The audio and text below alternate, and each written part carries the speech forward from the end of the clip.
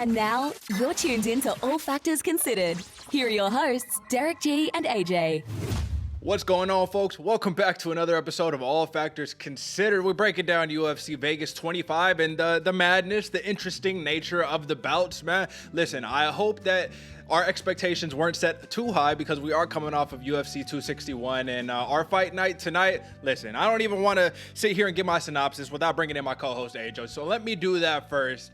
AJ, what's going on, brother? How are you living? First and foremost, before I ask you any questions, folks, make sure you drop a like, subscribe, hit the yellow notification bell, give you access to all three of the shows we put out every single week. But more importantly, AJ, quick little record recap. We both went 4-1-1 this week, right? So we're not going to count the draw. We never count the draws, but 4-1, let's just chalk it as that. Right now, we are both standing at 50% or higher. So I will have to say, listen, man, this is where you need to come to get your picks in, right? How many people, AJ, how many people you know that's a fighter, that's a, just someone who comments on the fight game or anything like that? How many you know who got a 50% or plus record?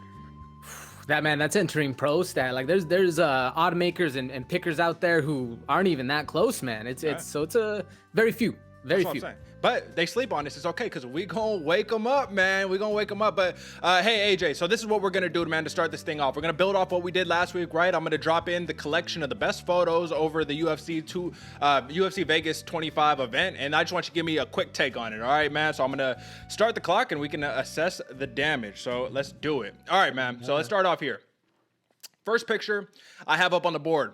I got a couple of referees, and it looks like they got some type of masks on their face, right? This is normal COVID protocol, but it seems to be a little misplaced. Give me your take, AJ. I mean, this is the epitome of why you don't leave it to the judges, right? I mean, they say justice is blind, but we need to get some masks for them judges that are a little different. I agree. And folks, what it is some judges, 3 judges, they have masks over their eyeballs because that's what it seemed like the judging was. That seems like that's how basically the story went for UFC Vegas 25. We had a couple of really, really weird decisions, right? We can name one in the Kai Kamaka versus TJ Brown. That was one of your sleepers. Should have been fight of the night. That got robbed as well. But listen, we'll move on to the next one, man. The next picture that I got up here is a warm embrace. So a warm embrace versus 2 individuals who there seemed to be a lot of bad blood going into this matchup for Ion Cutelaba and Dustin Jacoby. Give me your take. I mean, it's a lot warm of an embrace than happened at the weigh-in, that's for sure. I guess this to me shows what it's like to fight. You might hate each other at the beginning, scrap it out, throw some hands, you earn a lot of respect at the end. That's the martial artist way, so I respect it, man. Now, this next one, we're going to go on a journey on this next one, okay? This is a collection of photos. And what we start off here is redheaded Randa Markos, who was, I believe, like 10-10 in her MMA career, and a face-down, laying-down Pinheiro, man. And before you give me your take, AJ, I just got to say, let me get the context of the fight, right? So, Randa Markos, she does an illegal upkick on Pinheiro, who deserves an Oscar for some of that acting, man. She flopped back real crazy. We're really going to break it down. I don't want to be too harsh here. But let's just say she had to be literally carried out after getting up-kicked in the face. So either Randa Markos has the most powerful up-kick in the history of mixed martial arts, or someone was acting here. But just give me one or two, just give me a sentence on each one of these pictures. Give me the first one. Man, yeah, acting job. Like, hey, that's what it is to me, man. You didn't get caught with the heel of the foot, so there we go. So we move on to the next one, and this is a little context here, right? So I got a little red circle, and I got an exchange between Markos and Pinheiro where Markos lands her jab. Pinheiro, she tries to jab, but instead pushes those fingers right into Markos' face. A lot of people forgot, right? They're so quick on the takes that a lot of them forgot. Give me the take on that, AJ.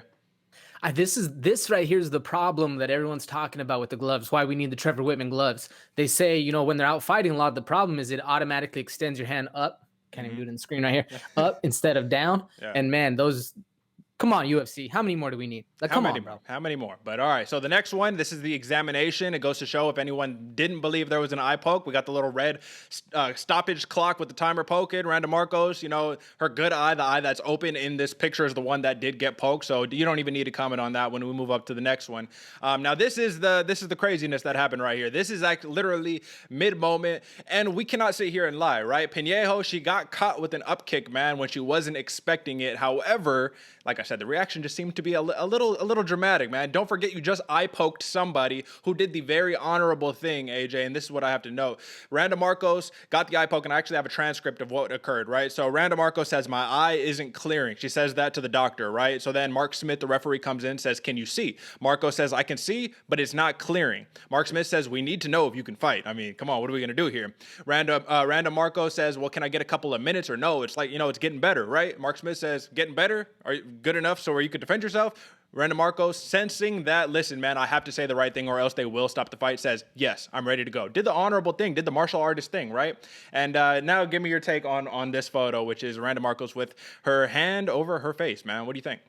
I mean, it's rough because she literally got robbed from a hell of an acting job. And don't get me wrong, like you said, Pena definitely got caught with an upkick, like 100% illegal move, but you also hit her with an illegal move. You can at least give her some payback and do the honorable thing and say like, yeah, give me a minute. Oh no, fight might be called. All right, let's fight it out anyway.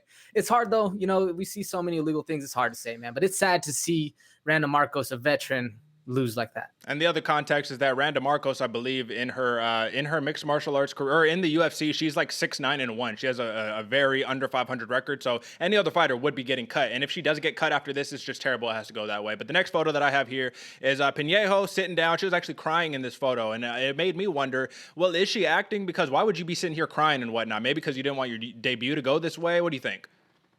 It could be that. It also could be she's now realizing what she did and she's going to have to face with like, quitting aspect or the lying aspect of being a fighter. There's a lot of things that go into it, as well as the emotional aspect of getting kicked in the face. So yeah, there's that. And then lastly, on this ride for the Markos Pinejo fight, this is Pinejo literally being carried out like a baby outside of the cage. Like she couldn't walk. She got, like I said, Randa Markos must have the most powerful upkick in the history of mixed martial arts, because let's not forget, we'll talk about it in a second, but Jiri Prochazka got upkicked by Dominick Reyes, and I think he got flash KO'd for like a split second. A heavyweight kicked him in the face. He got up. He was cognizant. He was able to give interviews after. To see that she got carried out like that is either you're really, really committed to the acting job, or like I said, Randa Markos, man, maybe some PEDs. What do we got? No, I'm joking on that one, but yeah, give me your final take.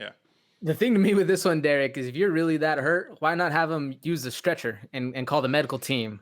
Yeah, that's the big question. Like, you're just being a spoiled baby at this one, having your homie carry you. Yeah, I don't know if it's your man or homie, but whatever. Yeah, no, that's not her man, because her man is actually Nicholas Mateo, right? Yeah, that's actually their couple, right? So he was really looking forward to this debut. But nonetheless, let's keep moving on.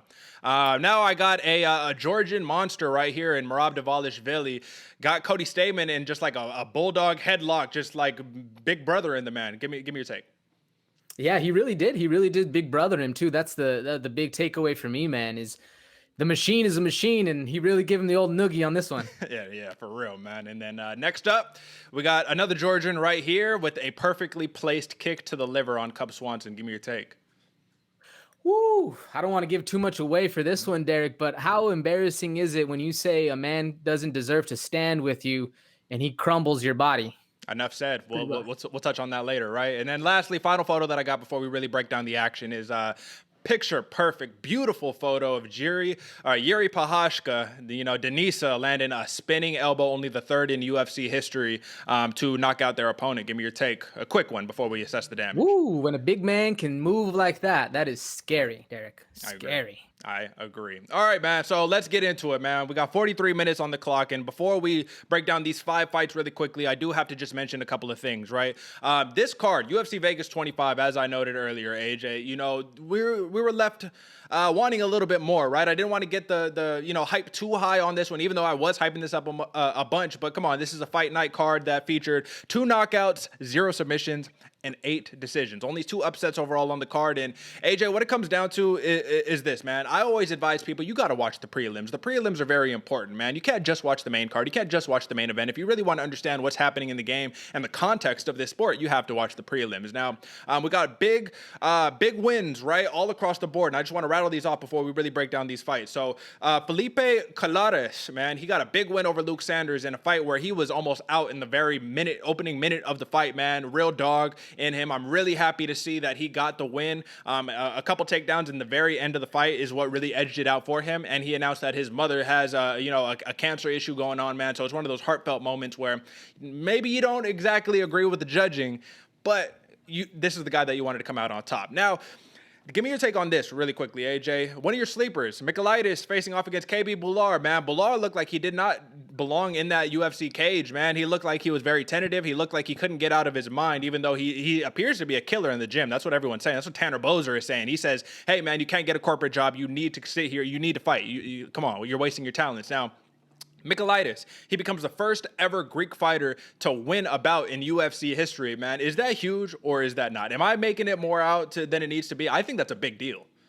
I mean, it's huge. I wish it would have been a better fight so we'd have a little bit more like crowd draw to it. Because agreed, man. I was very upset that I made this a sleeper, that I hyped it up so much, and it kind of put the crowd to sleep because KB Bular didn't want to engage. He didn't want to scrap. He was there like he was in the gym having a sparring match. And I think if both fighters would have pushed that, it would have been one hell of a fight. And this win for Michailidis would have been a lot more notable for sure.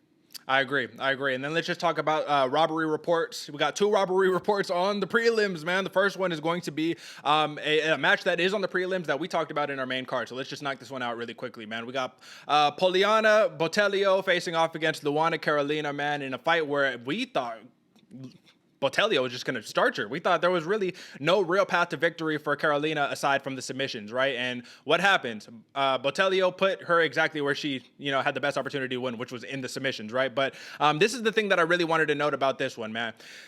So the judging just really made me ask a lot of questions here. So Carolina landed 2 total strikes in the first round. That was the most impressive round for Botelho. Botelho won the first round. It's the only round that she basically won. And when your opponent only throws 2 strikes back, it was very similar to the Michailidis versus Bular, where Bular just wouldn't throw. You know what I mean? How do you not score that at 10-8? You know what I mean? How, like, when your opponent basically does nothing but get punched in the face, you know what I mean, for an entire round or whatever the case may be, just how can you justify not scoring that at 10-8?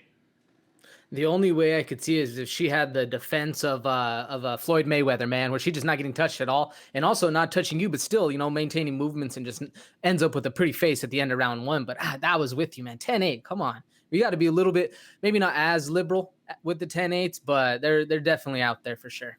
I agree. And the reason why it's such a big deal to me is not only simply because it's like, well, I feel like it should be this way. It's because the fight ended in a split decision. And this split decision was 29-28 times 2 with the 28-29. So had that first round been a 10-8, we probably would have had a split draw like the Kutalaba versus Dustin Jacoby, right? Jacoby. So that's why it's a big deal. That's why you can't just sit here and be like, well, it's a 10-9. It's fine, right? No, man, these things matter because one fighter is heading now in the wrong direction. The other one has an upward trajectory, even though if you look at the context, one fighter is probably more talented than the other in the grand scheme of things. So, listen, across the board, that round was scored at 10-9. So I just have to point that out, man. We just need a little more consistency with the judging, man. And then before we get into this main card, because, like I said, we have one last robbery report. Kai Kamaka versus TJ Brown, man. 12 of 13 media members had Kamaka winning the fight. And something that's important that we need to know, and we're going to talk about it for the Jiri Prochazka fight as well, but TJ Brown in his post-fight interview actually said, he was like, there was a point where I woke up on the mat.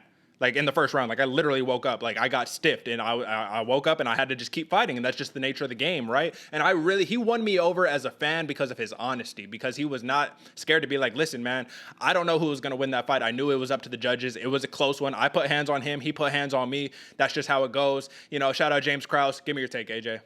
Yeah, man. No, this was a robbery report for me too, because I had Kai Kamaka winning, man, and I was a little upset, but then still very happy that he even noted that TJ Brown noted, man, it was a scrap, because it was a scrap, even though it was a robbery report, and still we enjoyed a good fight. That's about all I could see for that one, because I was a little upset.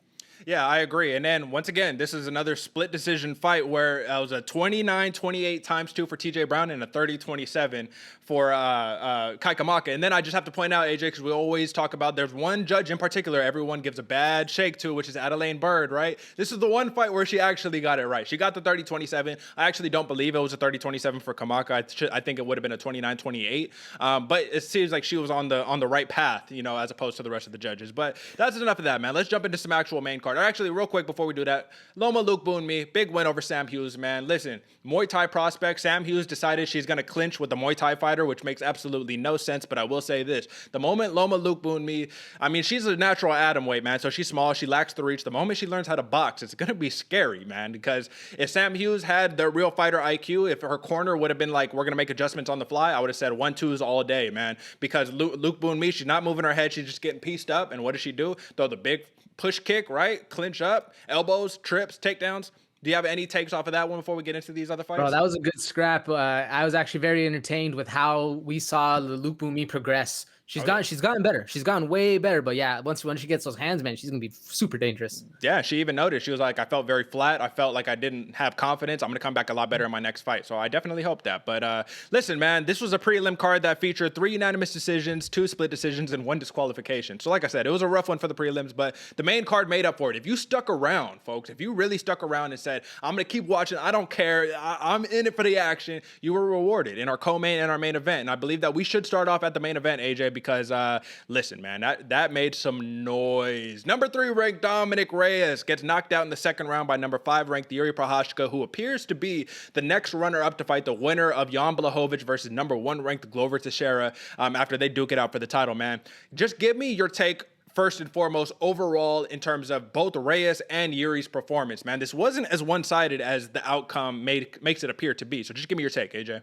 You're right, Derek. It wasn't as one-sided as everyone was saying because Jiri got touched up. Jiri got pieced up a little bit, and he got hit more than he wanted to. And even he noted at the end, this wasn't as good as I was expecting. Still KO round 2, an amazing knockout and an amazing performance. He definitely was a little more fluid and not as herky-jerky, and definitely didn't leave himself as open to be hot, as hit as normal.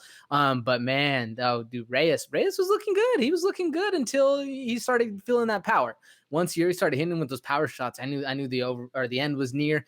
But it was a good fight, man. You were very happy if you stayed tuned to the end. What was your takeaway?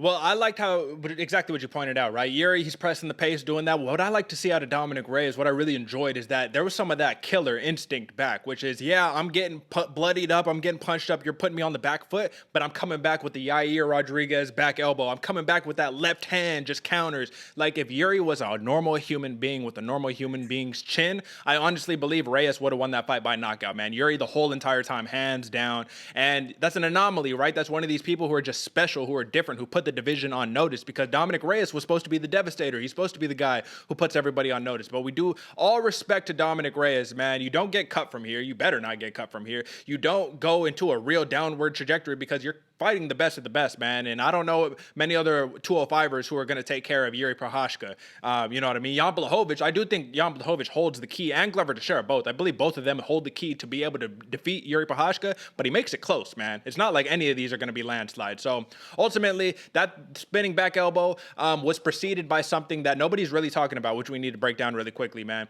Jiri Prochazka, I'm almost positive, AJ. I'm almost positive here that he was flash KO'd seconds prior to landing that spinning back elbow. So what happens is that he has Dominick Reyes in this position where Dominick Reyes is on his back and he's over him and he's trying to go and see, let me get some ground and pound, do whatever I can, get up in here. He gets into like a side control, maybe like a half guard situation. He eats big elbows from Reyes, which is another thing I really love to see. He was a dog throughout the whole fight until he got knocked out. So what does Jiri do? He stands up. I'm going to manipulate the legs, right? Bro, he eats a flush up kick where his body goes limp. And this is the argument to be made between this fight and the Pinejo situation, right? Because Pinejo, the natural inclination, AJ, let me know if I'm wrong here, but the natural inclination is when you get stiffed, your body goes limp. You cannot brace your fall, even though that's our natural tendency is to brace our fall, right? You can't. That's why Reyes looked like he just died. He looked like Frankie Edgar after Sandhagen kneed him in the face, right? Now for Pinejo, when she got hit with that up kick, her hands went back and it looked like she kind of just decided like, I'm gonna take a look at the ref. No, I'm knocked out, bro. I'm knocked out, right? And I'm not listening. I don't want to make fun too much, but ultimately, you could definitely see Jiri Prochazka get just like literally flatlined and then just like wake up and say, now I'm pissed off, and just start giving it to Reyes. And that's what brought the finish, man. If anything, what does that tell you? Just give me in terms of your MMA mind, right? What does that tell you about the heart of Jiri Prochazka? Well, that's exactly it, Derek. We talked about it before with Beneil Dariush. One of my favorite things about Beneil Dariush is he got cracked by Drakkar Klose and looked back at him like, oh yeah, now we fighting. Like, this is it, bro. That's that heart you want to see, where you get cracked and you're like, they'll come back even harder, man. And to me, when I was with you right there, or I agree with you totally, man. I think he got flashed a little bit. He saw some light, and Jiri knew it was time to fight, or else I'm gonna get put out by Dominick Reyes, who I'm devastating. Ironically, the devastator. But man, yeah, it showed hella hard, because instead of getting hit and quitting and having introverted thoughts on yourself and just kind of that self-demoralization. And man, it lit a fire underneath Jiri, and that's what we like to see as a fighter, man. That fire that comes through and just makes you want to keep competing even harder and harder. And I think he earned some fans. I definitely know he earned more. I've been a fan of Jiri for a while, but he earned some fans around my circles, and he's got a lot of respect from a lot of the other fighters out there. Listen, man, if he didn't earn some fans, I'll tell you, he earned a boatload of money, because he not only got the fight of the night, he also got a performance of the night bonus, man. So Jiri is high rolling, and we'll talk about it for the matchmaking, but he says he kind of wants to slow this train down, man. He's like, I've only had 2 fights. They already want to throw the championship at me. Like, I know I'm a killer. I know I'm a samurai, but what are we talking about? I want to go live in the forest and just practice martial arts every day. Like, that's why I love him, because he really brings out, I don't know, you saw he was bowing in the cage. He bowed to Reyes, and Reyes didn't bow back. I was like, oh, shit, you about to get fucked up now, man. You don't do that to a martial artist. But also, I think that was Reyes kind of saying, like, hey, I'm not gonna let you lead the dance. Like, I'm not gonna play your game. Like, nah, fuck that. I'm here to fight. But anyways, man, let's move on to the co-main event, which only lasted about 63 seconds. Giga Chikadze, like you said, man, went up against a dude who says he doesn't belong with the big guys. Went up against a Cub Swanson, a UFC veteran who put together a nice little streak. But at the end of the day, man, he's a human, and if you're a human, that means your liver is susceptible to the Giga Kick, and the Giga Kick put him away, man. 6-fight UFC win streak is the 3rd longest among active fighters in the featherweight division, right behind Volkanovski, and then right behind the main guy who's number 1 in the featherweight division, Arnold Allen, I believe. So just Giga, he's the real deal, man. I feel like we caught a little bit of flack, just a tiny bit of flack, because so many people were like, oh, this is Kevin Holland versus Derek Brunson all over again. And it's like, we've been watching Giga for a while, man. We've been watching Jiri for a while. Like, when we're these big fans of these people, it's because we watch outside of the UFC. It's not, oh, I saw one fight and like now all of a sudden. It's like, Giga's been a killer. He's been doing this. What did this performance tell you about, what level Giga can get to in the UFC legitimately? I'm just happy. To me, what this told me is that all of our research outside and all the things we've been looking at is true, man. We called it before that he's one of the best strikers. Even he was saying it in all of his press media that he's one of the best strikers in the UFC, and we're able to see it, man. There's nothing worse. To me, I'd rather get my lights shut off. And I also took this from Stephen Thompson too. He said the same thing. I'd rather get my lights shut off than get beat up for 15 minutes and be physically aware of it. And even worse than that, I'd rather get my lights shut off than be physically aware of somebody crumpling my body and then me having to quit just because you can't do it. To me, that's the worst way to lose, especially a body kick. Yeah, I was excited, man. I'm excited to see Giga go, where we all think he's going to go, man. It's going to be a lot of fun for the ride up. I agree. And folks, if you have never felt a liver kick and you're sitting here and you're saying like, oh, these dudes are, weak, I would have been able to continue off of that. I'm going to tell you the physiology that goes with getting kicked in the liver. First off, your vagus nerve is stimulated and your parasympathetic system basically gets activated to shut your body down. You know what I mean? It literally relaxes you to the utmost, to where you can't control your body. You can't get up and go and fight. Why? Because your body literally gets shut down by getting kicked in that liver, man. So the physiology, like I said, if you're human, you're susceptible. And that Giga Kick, man, here's what's interesting, AJ, is that Chikadze says that, he was asked, oh, did you know, like, once that kick landed, that was it? He was like, oh, yeah, bro, I knew. And he's like, if you go and watch back, you can see I let up on some of my punches because I like Cub Swanson. He's a nice guy, and I like his team. To me, that's one of the most badass things you could even say, because you're saying, like, I'm such a tactician, I'm such an assassin that I decided to have mercy on you. You're not no Cobra Kai, strike first, strike hard, no mercy. He said, nah, bro, I got to have a little bit of mercy here. I like you as a person. Thank you for fighting me, because none of these top-ranked guys want to fight me. And listen, man, Giga Chikadze, he calls out who? Max Holloway. Is it going to happen? Probably not. But listen, man, I like the ambition. And like I said, 8-fight total win streak, 6-fight win streak in the UFC, man. He's here, and he's here not to take part, but to take over. Shout out to Conor McGregor. But okay, let's move on to this next one, man. This is a draw.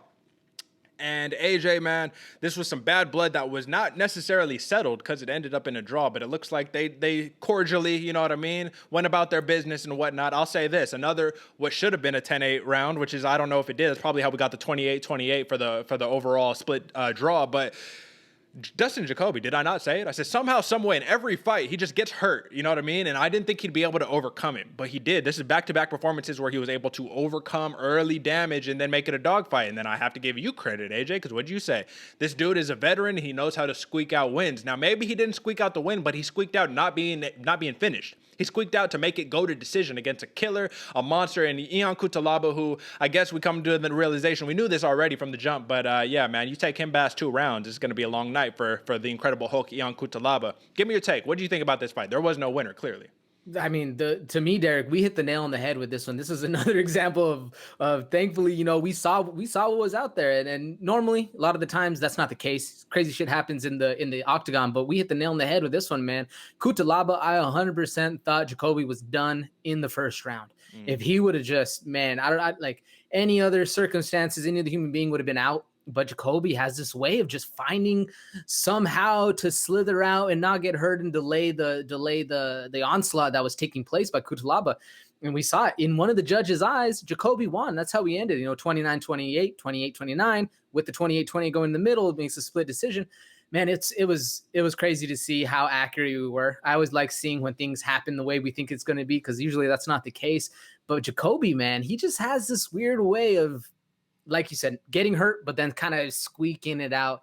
And Cutelaba just, man, he what I liked about him, he did get back to that Hulk smash mode that we saw. And I thought he had him put out. I thought he was winning the fight. Round 1, TKO. Bro, what, man? Those elbows up against the cage, man. Those were hellbows right there. That was Matt Brown style. That was mean, man. You could tell he gassed himself out, because I'm sure he thought himself, he was like, oh yeah, he's done. This dude's not going to be able to get back. But Jacoby, you saw it. Jacoby in his face, he was like, oh yeah, motherfucker, you're done. I'm going to break you now. You know what I mean? And luckily it went down to a decision, because had that been a 5-round fight, Jacoby would have won by KO. There's no way you can't convince me that, man. This dude, that's what I love about these gritty fighters, these OG veterans who say, like, listen, man, that's why outside experience, outside of MMA is so important, because you've been in the dogfight in the kickboxing match. You've been in the dogfight in all these other situations, man. That's why. Experience. It's hard betting against experience, because experience arguably got him the draw. So, neither here nor there, but yeah, very inconclusive finish to the fight. But like I said, I'm just glad that Cutelaba didn't lose again. I don't want to be biased here, but I do like to see Cutelaba fight, man. And I think that he deserves somebody a little bit easier of opponent, man. I know the UFC doesn't do that, but one can wish. All right, man. Middleweight matchup between number 15th ranked Sean Strickland. He gets the job done against Krzysztof Jotko. 4th win in a row. Newfound success at middleweight, man. This is a dude whose career was generally spent at welterweight, man, and he finished this fight with a 53% striking accuracy. Arm punches, accumulative damage, man. Is there anything else we could say about this matchup? What could Krzysztof Jotko, what could he have done? There's only one thing that we can do to beat Sean Strickland. That's put him on his back foot, and Jotko couldn't do that. Give me your take, AJ. That's what I was going to say. He had to actually, instead of Krzysztof staying on his bike, he needed to get off, sit down, and actually get some respect from Strickland, because he didn't earn Strickland's respect at all. He knew Strickland could just walk him down, put even, just punches and bunches together, hurt him up, keeps Krzysztof on his bike. And man, that's if Jotko wanted to do anything, that's what he needed to do. Grab him by the sack and just hit him hard, man, because that's about it, man. You ain't going to earn Sean Strickland's respect by just running away from him. And he even said at the end of the fight, I wish I would have put this guy away, but he just kept running. So it was a hell of a performance by Strickland, though. And even Teddy Atlas noted, perfect striking. That's the striking you want to see from the guard, right out, no tells, it was awesome. To clarify on that one, or just to add a little bit to what Teddy Atlas was saying, not only was he saying that he has just like really great striking, he was saying that he's the definition of an efficient fighter, right? He only throws when he needs to throw, and he only throws when he's in range, right? Not, I'm going to throw 3 so I can land 1. No, every time I'm going to make sure I'm there. Bap, bap, bap, bap. Literally hands right here, right below the chin. So right in your chest, you can go low, you can go high, whatever. And all you saw, he started mixing in the kicks a little bit as the fight went on. And he even noticed, he was like, man, I just wanted to fucking hit this guy. Like, I didn't want to fight that way, but like, I got to hit this guy somehow. So like, threw in a couple kicks. Yeah, that's the coward's way, but whatever, you know what I mean? Listen, it was a very impressive performance from Sean Strickland. This is something that I have been hearing that a lot of people are saying. They're like, I don't know if he could be a champion, with what he's showing.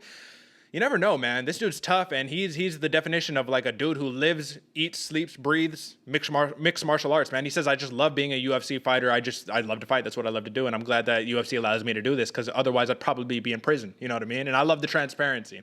So there's that. That's a big win, man. And I don't know where he goes from there, because Jotko wasn't ranked, but he's a test. and he passed it. So let's finish off with this last one before we start doing some matchmaking, man. The Machine, Merab Dvalishvili, we talked about it, man. He hands it to Cody Stamann. It was a close fight, but this is Dvalishvili's 6th straight win, and he has gotten the most takedowns on Cody Stamann. Cody Stamann allowed 5 takedowns in the fight. That's the most takedowns that Cody Stamann has allowed in his career. And what's even crazier than that, AJ, is that Merab Dvalishvili, 5 takedowns is like his second least amount in his entire career. Like, that's a bad night for Dvalishvili, man. Give me your take on the fight. Yeah, no, it was the hardest night we've seen the Machine have so far. Cuz Stamann was able to, even though he got taken down, he was able to get up. And it was a hell of a grind fest, man. And that's, to me, that was kind of what I wanted to see out of the whole aspect, because I know both these fighters were amazing wrestlers, but we were able to see that mix them up, that up and down, striking back and forth. And man, like I said, it was a grind fest. It was a good scrap. It was a good scrap. Give me your thought on Dvalishvili's kickboxing. It was better than I expected. Yeah. Better than I expected. We saw that. I personally, I even said in the beginning or in the pre-show that I thought Stamann had the technique advantage. Sure. Not necessarily the case. Necessarily the case. Dvalishvili looked good, man. He definitely leaves some to be desired. Like, he's not very technical. His jab isn't really there, but he can crack, man. I agree. And there's something about these dudes who are just like balls of energy, right? Stamann would grab onto him, and Dvalishvili would do just just like that, and just like, get off me, bro. Like, like you're trying to like wrestle your little brother or something, and you're just like, get off me. You didn't like the technique wasn't there, which is what was crazy. Like, the technique wasn't there, but just like the brute strength, right? Like, oh man, this dude is a monster. And I forgot to mention on the preview show, man, the reason why they were supposed to fight twice. Both of them had to pull out for different reasons. When Dvalishvili had to pull out is because he jumped head first. He dived into like an ice lake and like jumped straight into some like tree branches under the water and like cut up his whole face. Like, but he's that type of savage. And then he was just like, oh shit. And then like a couple days later, had it patched up, had like a hat on. He was like, all right, we're doing it again. I got some protection this time. You know what I'm saying? Like, come on. Crazy, man. Crazy about the fights, man. And listen, a lot of big wins. We did really well on this card, man. So I'm definitely happy to hear that. But let's keep it pushing, man. Let's do a little bit of matchmaking, AJ. And let's start off at the bottom, if you don't mind. Let's start off with Merab Dvalishvili, the Machine that we're talking about right now. So there's a lot of places he can go. This dude is ranked number 12 going into this fight. I think he doesn't move up very much, unfortunately, because Stamann was behind him. So I could see him moving up to about 11. You know, there's a lot of tough guys in that division, but there's a couple interesting fights that he could have at this point. Give me one of yours. Yeah, this one, he has a lot of good potential to grow, to be honest, and I definitely don't think he goes up too far. One of the ones I was excited, because I think with Dvalishvili, there's 2 things we really need to do. We either need to see somebody outgrind him, outwork him, which is going to be very hard, or not even be able to get a hold, or have somebody that's not able to get touched by Dvalishvili. Because once he gets a hold of you, man, it's over. So personally, I would like to see Dominick Cruz. I think he has a good name. He's agile. He cannot get touched. Even if he does go to the ground, he could still have a little mix him up with it. If not, Pedro Munhoz is a good grinder. But personally, I'm going for the Dominick Cruz fight. Who you got? Well, I had Pedro Munhoz, man. You took that one right there for me, right? So number 8 ranked Pedro Munhoz. He's 19-5. He's on a 1-fight win streak, and I think it'd be impressive if we're moving Dvalishvili up. Now, there's another matchup who Dvalishvili has actually been calling for, and I think he's high profile, but he's not in the rankings. But if you want to fight backwards, you got every right to fight backwards, right? And that name is Sugar Sean O'Malley. 13-1, 1-fight win streak, and you want to talk about a dude who might not let you touch him, might not let you grab onto him. I think that's the Sugar Show right there. What do you think about that? Oh, man. Now I'm a Sugar fan, and I don't know if Sugar wants that smoke, man. That's a lot of wrestling. That's a grinder right there. Now, Sugar can wrestle, but he definitely that's a fight, though. If you want somebody who can strike and not get touched, Sugar's your boy. Isn't that what we were kind of talking about for Sean O'Malley's last fight? I was like, I want to see a wrestler against him. I want to see what Sean O'Malley can do against a wrestler, because he put out, who did he fight? Why am I blanking on that? I don't know. If you don't remember, it's fine. But he put him out pretty bad, man. You know what I mean? So I just need to see somebody who not only, like, it's like the same situation, right? Pedro Munhoz, the reason why I like that is because, yeah, he could wrestle, he could defend takedowns, but he can also kickbox your face off. And that's the thing, Dvalishvili. We really need to see how he does against someone who's like a legit kickboxer, because in his last 5, I guess, but real quick, didn't we already see that? Gustavo Lopez, John Dodson, he mopped the floor with both of them, literally, and Casey Kenny. So I take that back. We've already seen him against a kickboxer, but yeah, Pedro Munhoz, that might be the best bet. But Sean O'Malley that would be great, man. But all right, that's an interesting one. I don't know if I want to see them both on the rise meet just yet. I'm with you. That's what I'm saying. We got to build them up correctly, right? Take a little bit from the boxing model. Not everything. A little bit from that boxing model. Let's not kill our prospects here. But Sean Strickland, this is when I had a real difficult time matchmaking for Sean Strickland, because I'm like, a win against Jotko doesn't do much for you. Dude wasn't ranked. You're barely ranked. You're number 15. But he got an impressive last three, right? Since his motorcycle injuries, right? Jack Marshman, Brandon Allen, and Christoph Jotko. What do you think, man? Give me one for you. So, and this one was hard for me, Derek, because I feel like I just keep calling for his name, but we're never going to see him fight. I want to see against Darren Till. We had him against Marvin Vittori, so we're going to see that, man. But because Strickland was so hard to do, because he's number 14, where do we go for him? There's a lot of fighters who already have matches. It was difficult. I want to see Darren Till, and that's me being selfish on this one. I hear you. So there's two that I have, but the one that makes the most sense, because this dude won a fight with throwing absolutely 0 strikes, no injuries, Uriah Hall. Uriah Hall versus Sean Strickland, bro. Come on. That's a striking contest, man. If Strickland wants a dude who will knock your block off if you just recklessly walk forward, if you want something like that, you have to go Uriah Hall, man, because this dude is my issue with him is that he doesn't throw enough, right? And he's in the doghouse because of that, yada, yada, yada. All right, understood. But who does he do the best against? People who just like charge forward, people who don't do the in and out, the head moving, and that's Sean Strickland. He got tagged a couple times by Jotko, just not moving his head, just literally, I'm going to walk forward every single time. Now, Sean Strickland, I will give him some credit, man. He does have a knack for saying like, oh, okay, when I step in, you're going to give me the elbow. Okay, well, I'll just step in, but I'll not step in as far. Like the timing, the range, very, very impressive, man. Do you have anything else for that one, or do we move on to the next? No, that's who I had as well, Uriah Hall. He can have a fast turnaround, so can Sean Strickland. It's a good match because, like you said, in the dance, they work very well together. They'll play a very nice game of tag, and I think that'd be fun to see. I agree. Now, this one, obviously, we're not matchmaking for the Luana Carolina, because simply, listen, man, you know what I mean? I don't really know who to even match up on that one, and it got moved down to the prelims. Only covering it because we covered it in our picks before. But Giga Chikadze, the ninja, he called out Max Holloway. I truly don't think it's going to happen. He called out Jiri Rodriguez. Still don't think it's going to happen because he's ranked number 3. So he called out number 1 and number 3 in the division. It's going to be tough to get those guys. But give me something realistic. Who do you think? Realistic, and who I would like to see Giga fight. It's another up-and-comer. We want to see kind of a good test for Giga. I say we pair him up against Thug Nasty Bryce Mitchell, get a good wrestler on, see what he can do against somebody who's going to take it to the ground. Or if we want to see a good striker, give him Zabit. We haven't seen Zabit fight in quite a long time. I think that'd be interesting to see the two different styles go at each other. But me personally, like I said, man, I'd like to see that Thug Nasty Bryce Mitchell fight. Who you got? I'm a big fan of both of those guys. I do got to give a little bit of context before I tell you who my matchmaking is. Zabit Magomed Sharapov, right? We're like, where's this guy at? When's he going to fight? AJ, he might not. This might be it. The reports are coming out that dude is severely depressed, that and this is coming from MMA Fighting, reported by Mike Heck, I believe, that basically Magomed Sharapov is like, hey, man, I saw how Khabib's life changed after, you know what I mean? He had his success in the UFC and how he couldn't even step outside of his door without being recognized. I don't want that for my life, so I think I'm going to hang it up because I'm super depressed. Nobody wants to fight me. I can't get a fight. That's what it's looking like right now. Those are the reports right now that this might be the end of the line for Magomed Sharapov. And then the other report is that Sharapov is going to have a surgery that is going to determine whether he will be done fighting or not. But that's what it's looking like right now. So you never know, man. He already got removed from the rankings due to inactivity. So, yeah, I mean, what do you think about that? It's crazy because they say some people fear success. It's true. You know, your life does change. And he was on the road to be that name. So absolutely. I hope not. I hope we see Zabit fight. He was a hell of a fighter. I hope so too. But I will just say this, man. It's the age-old proverb, but be careful what you ask for, man, because you might just get it. And in this case, he might be learning the hard way. Like, it's different because he's also coming from Dagestan, coming from that, you know what I mean, the Khabib, Nurmagomedov lineage and whatnot, right? Like, that's just different. It's different than just being, oh, I'm successful and I live in, you know what I mean, Florida. Like, it's not the same thing. So, but yeah, so who I'm thinking for Giga Chikadze, man, I got 2 picks. One, which I just think would be amazing. It'd be a good get-back fight for this individual. But number 5 ranked Calvin Kattar, man.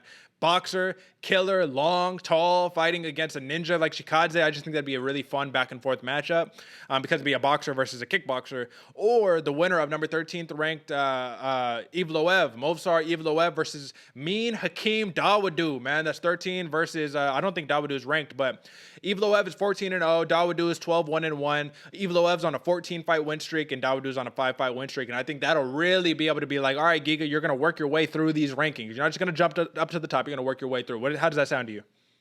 I like that. I like that a lot, especially because it gives still Giga some time. Yeah. We're throwing Giga to the dogs, and it's as much as I want to see him to the top, it's good to take the Jiri approach and get a little base too. I mean, obviously Giga has that base, but give him a little extended warranty in the UFC realm instead of sending him right to the dogs. Well, speaking of Jiri Prochazka, speaking of Denisa, speaking of the samurai, you know what I'm saying?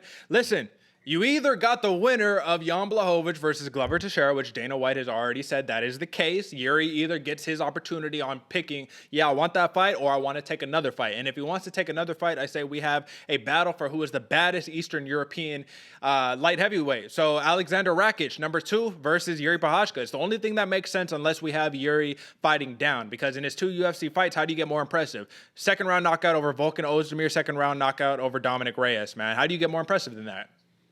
Yeah, no, I have Rakic as well. If obviously Jiri should fight, or not, I guess not obviously. I think he should fight for the title coming up next. But even in his own past, he said, I want to delay it a little bit. So give him Rakic, see how it goes. Either way, that's a fun fight, man. Jiri makes for a hell of a fight, whoever he's fighting. It's gonna be entertaining. I agree. And what it comes down to, folks, is that Jiri is 28-3-1 on a 12-fight win streak, dude.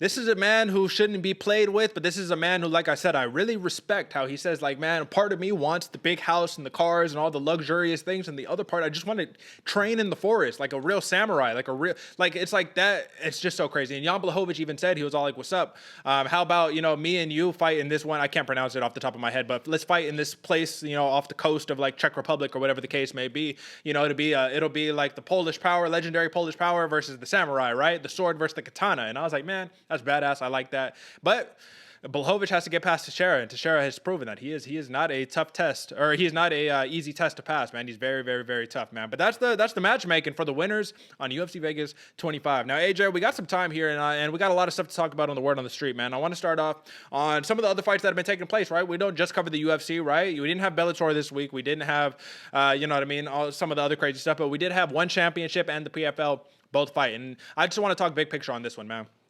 So, Ok Rae Yoon, right, who's the number 5 ranked lightweight in the ONE Championship division, right? He defeats Eddie Alvarez, who just came off that really weird, disqualification. He gets a quick comeback, right? And he loses. He loses a unanimous decision to Ok Rae Yoon, man. But the decision was ruled through ONE Championship's global set of rules as opposed to the 10-point must system. So the global set of rules is scoring the entire fight as one big round. 3 rounds, but they score it just as one big round. Now, under the 10-point must system, this has gotten a lot of criticism because under that system, most people have Eddie Alvarez winning round 2 and 3, right? However, he was in a bad spot in round 1, and the judges, judging it as one big round, said, nope, Ok Rae Yoon, he gets the dub. Eddie Alvarez protests it on Twitter, and he says, listen, man, I'm 2-0 this month, right? I want the champ next. Now, he did have success in overturning his disqualification loss into a no contest, which was I thought that was the right thing to do.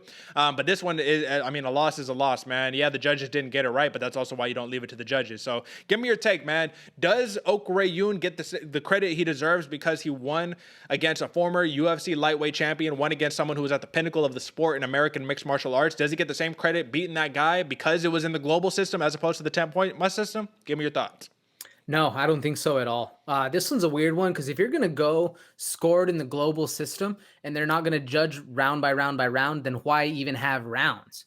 I think at this point, if you're going to use the global score system, do it like they've been talking for a while, like old school Pride used to do, 10 minutes, just go at it, no rounds, whoever wins, who walks away, that's how it goes. If you're going to score a contest as a singularity, then it needs to be a singularity. If we're going to score round by round in an isolated situation, then I think that's how it needs to go. And personally, I don't think you earn the respect of, or at least earn the win if you didn't end the fight winning. Like it's I don't know, like I always think back to the streets, man. If you're the one walking away at the end of the fight, it didn't matter what you tagged me in the beginning. Sure, you tagged me, but I hurt you at the end. I walked away at the end. You're sitting there lying there in blood. That's kind of how I think it should be scored. But that's neither here nor there for my own personal outtake. I think definitely if it's going to be scored at one big singularity, make it one big singularity. Why confuse people in doing the multiple rounds? I hear it, man. And definitely, like, you just got to stick to it, right? Because then we have to start ranking, like, okay, well, like, what are we giving the most, like, credit to, I guess you could say, right? Credibility, right? UFC, we're going to put it at the top because, I mean, it's the UFC. We got the biggest budget, most fighters, all that stuff, right? It's clearly at the top. Everybody understands. You want the, I don't know about payday, but you want the recognition. You want to be recognized as the best of the best. You fight in the UFC. Okay. But then we get, like, the Bellators, right? We get the PFLs. They're all still using 10-point must systems. Now with PFL, it gets a little bit weird because they introduced a new stat this year that's called, like, I still don't remember what it's called, but it's called like fighter rating system, like FRS or something. And basically score from 0 to 100. And they use that, they factor that fighter rating system into how they score the round, which is like, it's just 0 to 100, bro. How do you get a 98 and I get a 93? Do you win the round? But what if I actually won the round based on the 10-point must? It gets weird, right? But I do have to point out, so Ryzen, a couple of fights that Jiri Prochazka's had, the first round in Ryzen was a 10-minute round. You know what I mean? So it's like, where do we put Ryzen? And that's just where you need to understand, not you, AJ, but the people listening, people who aren't familiar with the other regional scenes. And Ryzen isn't necessarily a regional scene. It's like a big-time organization in Japan. But all these different bodies have different sets of rules. So then, like I said, we shortlist, okay, does winning and being a champion in Ryzen count as much as winning and being a champion in Bellator, right? Does winning in Bellator mean as much as being in PFL? What about AKA? What about, Brave? What about all these other federations and combat leagues, man? That's just where it gets really, really tricky. And that's why I'm starting to have a harder and harder time justifying saying that Ok Yoon can now compete with the top 5 in the UFC right now currently. You know what I mean? It's just hard to jump to that conclusion. What do you think? Yeah, no, that is very hard to jump to that conclusion because I was trying to put it in aspects of other professional sports. The NBA, the NFL, soccer, everybody has the same defined set of rules. So it's a little easier to judge that matrix, Yeah. like obviously the NFL is better than the Canadian Football League, but they still play by the same rules, which that isn't the case in MMA, where everybody has their own, jurisdiction or dictation on what's actually scored. I think it's hard to even compare like fighting to fighting because it's not really apples to apples in this case when you're being judged by a different set of rules. This is an interesting one. I don't understand why they don't just do unified rules. They say it's the unified rules, but no, they're actually not unified. So it's crazy. It's like the Western unified rules, right? But so this makes me wonder, does this disincentivize fans of becoming hardcores? You know what I mean? Does this make it like, it's so hard to just even know, like, okay, well, like they fight over a different rule system and they, it makes it just feel like the NBA is good in that way. Cause it's like, listen, man, this is just how we play. You play in China, you play in the USA, it's the same rules. We're doing the same thing. Whoever scores the most points wins. That's how it goes, right? So what do you think? Yeah, I think it disincentivizes fans because it keeps you. It maybe not necessarily disincentivizes them from being a fan of the sport, but it disincentivizes them from being fans of any other organization because the UFC is so easy to comprehend, or at least it's been around the longest to comprehend. Yeah, and that's all. I mean, that's really it, right? Joe Rogan said it best, man, on a recent podcast. He was like, "People, you don't play football. You want to play for the NFL, right? Like you don't." You're like, I don't want to be an MMA fighter. I want to fight for the UFC. I don't want, cotton swabs. I want Q-tips. You know what I mean? Like, that's just what you want. You want the pinnacle. You want the top of the top, right? It's like when you see those memes, right? They'll be like, man, when you ask your folks, can I get McDonald's? And they'll be like, man, we got McDonald's at home. And it's like some knockoff version of the McDonald's. It's just not the same, right? It's not the same. So, yeah, man, I think that we're going to have to figure that out eventually, man, because at the end of the day, I really find it hard to talk to a lot of people on a deep level in terms of MMA because when you stop at the UFC, it's just so limited, man. There's so many great fighters out there, and what can we do about it? But hopefully, the monopoly gets broken up eventually. We get a little more competition. It's better for everybody. Competition, man. Fighters get more money. We get better entertainment because you have to compete, right? Now, let's move on to this next piece of business, right? PFL, the PFL that had their second event here for the 2021 season, and Rory McDonald, man, the Red King. He wins his PFL debut against Curtis Millender via submission. Round 1, rear naked choke, and what was more or less a flawless performance, man. My question is about this, and this is kind of going into like UFC versus these other promotions, man. why wouldn't more fighters that are from the UFC say, well, if I can go and beat these guys in this little tournament, this little point system, I could win $1 million. Like Rory McDonald is showing that he had success, right? I think there was I'm blanking on the name. Showtime Pettis, right? Anthony Pettis. Pettis loses, man. He gets roughed up by Clay Collard, right, in PFL 1. So it's like Pettis couldn't get the job done. I think he came in there kind of thinking like, I'm just going to walk through these guys. No big deal. But Rory McDonald, he had a different approach, right? So it's working for some, not working for others. Give it 5 years. Let's say PFL still has this big budget and they could still keep putting on these events. How many UFC fighters do you think we see in the PFL in like 5 years? I think the big difference is what you noted, Derek, is longevity. You don't want as much as we all love a cash grab. I'm down. Cash grabs are fun, but we want to be paid a long-term time. You know what I'm saying? That's the ultimate goal, feeding your family over years and years and years, and having cash flow after you're done punching people in the face, I guess, is the big goal. And $1 million can be spent just like that, especially if you earn it just like that. So I think that might be the land in which a lot of UFC fighters are staying in the UFC, or a lot of MMA fighters are staying in the UFC, and they know, I have a 4-fight contract. Even if I don't get any fights, they still have to pay me. We saw even in the Diego Sanchez fight, or the Diego Sanchez fight, the whole crazy stuff that's going on with him. Yeah, his saga, I guess, is the best way to put it. He didn't fight his last fight, but he still got paid show money. He still got paid win money, and he still got paid endorsement money. Yeah. So he's still making money, and that could still be the case for other people. They have the UFC, like you said, has the deepest roster. That means they have the deepest amount of contract terms, still paying people that aren't fighting on a week-to-week basis. That could be the case of why we're not seeing people transfer over more. That's true. We also have to point out, man, when you're Diego Sanchez, when you're the ultimate fighter, like the original ultimate fighter, you probably get treated a little bit better than Joe Blow off the street, who's got a couple fights in the UFC. So got to take that into consideration. Lastly, AJ, I just want your big overall take on this one, man. Conor McGregor sells off majority control of Proper 12 whiskey for a whopping $600 million. Now, he doesn't get all $600 million to himself. It goes, split up between the people that work for his company or whatever the case may be, or, all that stakeholders and all that. But I just want to know, what does it mean that MMA has its first, real deal, independent, fuck you, UFC, you can't tell me what to do. I have money, bro. Your little money situation isn't going to affect me, right? What does it mean for the MMA and for the UFC that we have one of these in Conor McGregor now? Because this is the first one. This has never happened before in MMA history. Yeah, man, this is monumentous. And it almost leads into the point I was just talking about in long-term wealth. This is what you want, man. Hate him or love him, Conor McGregor is the pinnacle of what you want to do in the sport. Make a big splash, stay around a long time, get a lot of red panty nights, and then continue on after with your name and recognition, and use all the work you've been putting in for years and years and years while you were grinding. Use that to propel you to the future. And I really hope a lot of other fighters and a lot of other, figures in the sport take advantage of what Conor's doing and learn from it.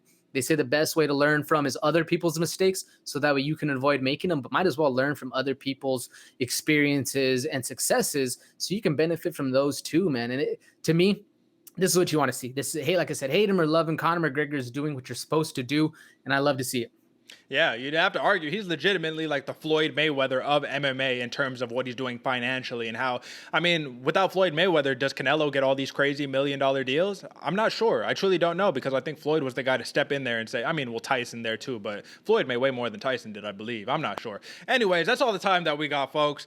Listen, I'll say we learned a couple of things from UFC Vegas 25. One is that the question, is there room for honor in a cutthroat business like MMA? Probably not, right? We saw that evidence of the Markos versus Pinheiro fight, right?